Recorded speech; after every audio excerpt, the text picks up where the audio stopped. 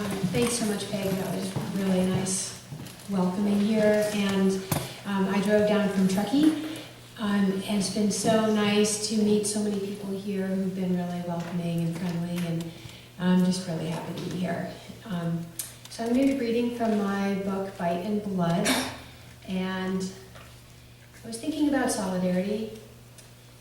And I think a lot of, when I think of solidarity, I think of belonging and group, but you also think of not belonging and groups, right? So that's what I look at a lot in my poetry. So I'm going to start off with a poem. I became obsessed with the Donner Party when I moved to Truckee. Is anyone not familiar? So I'm going to start off with a poem. This is called Tamsen Donner Commits Horrid Acts with Her Husband. And it starts off with a little epigraph. This was from the newspaper in 1847 when the army was returning from conquering California. And they came back through and saw the something at the cabins at Donner Lake. The cabins, by order of Major Swords, were fired, and with them, everything connected with this horrid and melancholy tragedy were consumed.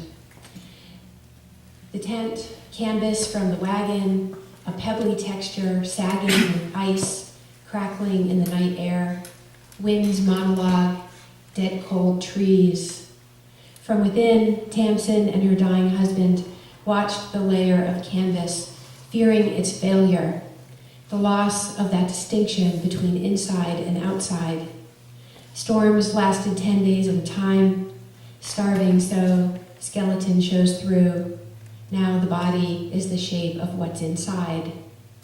After he died, she stroked his body, the bones and tendons like wrapping twine around his femur, radius, and ulna. She dressed him, then undressed him, needing the clothes herself.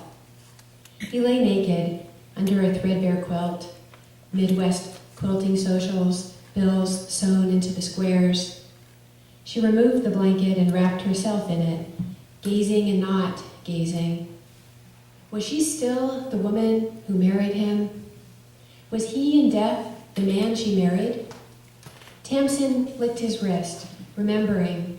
She used her teeth, as when he used to bite little purple marks into her neck. She nibbled along the inside of his arm. She felt most familiar with this part of him, what was visible as he worked, what touched her when he held her face to kiss her. A penknife was all that was needed to slice out a curve of pink, as if melon from the rind. Her tongue ran across the inside of his arm. Its damp baby pink surprising beneath the brown paper bag skin, as if here was the man she married, here the untouched part. She savored the hope of him in the hard white desert of winter. His release from the package of his body, and for her, a surrender to the inside, the outside layers collapsing inwards, heavy tent walls sagging, silence pressed upon her. She chewed slowly to make him last, her eyes closed in pleasure.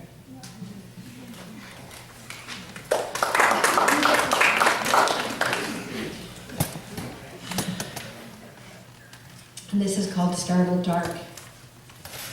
By the time we knew it was the last time we'd made love, you'd crashed your pickup between two semis on the interstate, crawled out the crushed window, and hadn't called me. Once you'd asked if we could get any closer. In the end, the only child we bore was sadness. Lying in bed, we turned away to avoid its blossoming. But the child thrived between us, filled our eyes, split our bodies. In secret, I let it suck my dry nipple. Did I stalk you at the junkyard while you haggled with the insurance man?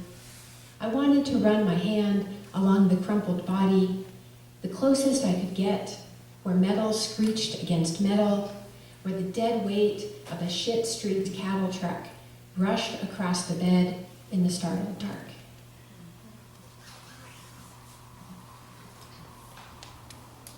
Okay, so a couple Christmases ago, a friend of mine and I decided we wanted to tour the seediest areas of Reno on Christmas morning and talk to people who were working Christmas morning. So we went down there and we started out at a diner at 8 in the morning, and we ended up being invited by this couple who were celebrating their 50th wedding anniversary to have breakfast with them. And then we went next door at 9 a.m. to the bar that had been open all night. And then we visited the residential motels. And then we went out to Mustang Ranch. And it was about 11:30 in the morning. And we went in and ordered a drink at the bar. And I met a woman who worked there, a prostitute, who gave us a tour of all of their theme rooms. And I have a series of poems in my book that have come from that experience. So, what happened to that poem? I'm going to read you guys. This is called Private Tour. The whole thing's in quotation marks. This is the room to talk price. Here is the lamp and the rubber gloves. We accommodate every budget. This is the Kama Sutra chair, 300 positions to please both heads. Here is how to lie back and save your back. I'm in charge of the condom. Otherwise, they'll slip it off or slit it with their thumbnail. This is the 32-foot bed. Guys come in here with wedding rings, propose. You can't believe them. They haven't seen us outside. You can't believe them. They want to party for free. Then they say, this isn't business, I'm in love with you. They don't know who we are. You'd love the hot tub in the Hawaiian room. Jets go in all directions. We show the girlfriends and wives how to please their men. This is the princess room, the handicapped accessible shower. We don't charge extra for the nurses. They help us lift. The madam was a working girl when her client fell in love, proposed, so she bought this place on eBay. A real-life fairy tale. This morning, a lot of girls are home for Christmas with their children, their husbands. We aren't allowed to fall in love, but we get crushes. Who doesn't want for a night to be someone else?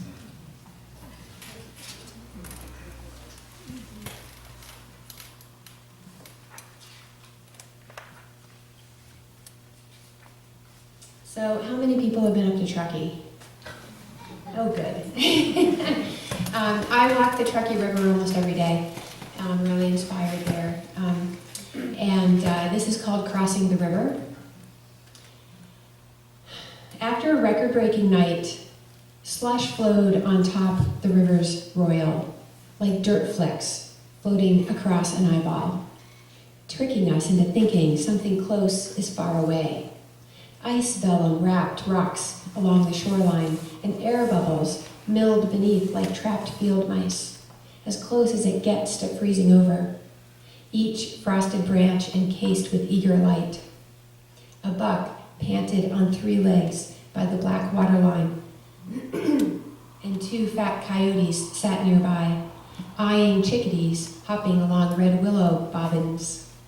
Maybe he was resting after a slow night of quiet stalking by coyotes, trailing just close enough so he couldn't stop stumbling through the frozen forest. It was beautiful, how the gold of the coyotes' manes grew thick in the sun like a resolution. The buck's broken leg bent beneath his chest, silent breath clouds.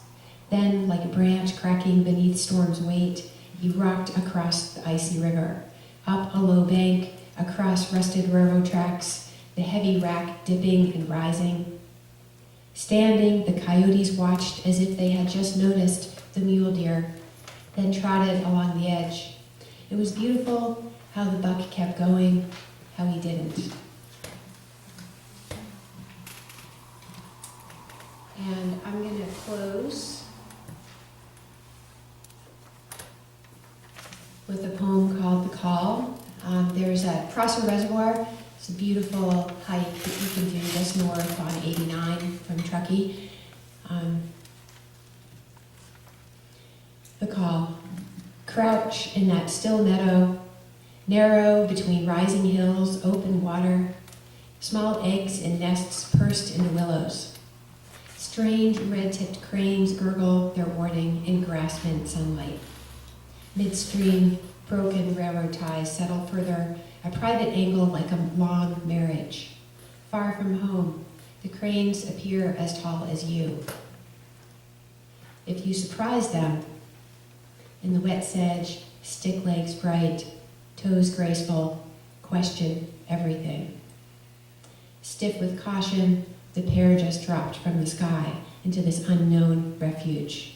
Among the edging pines, their calls weave, falling through tall necks like water sifting under the broken bridge, slow and clear to its mucky bottom. Love, you know how.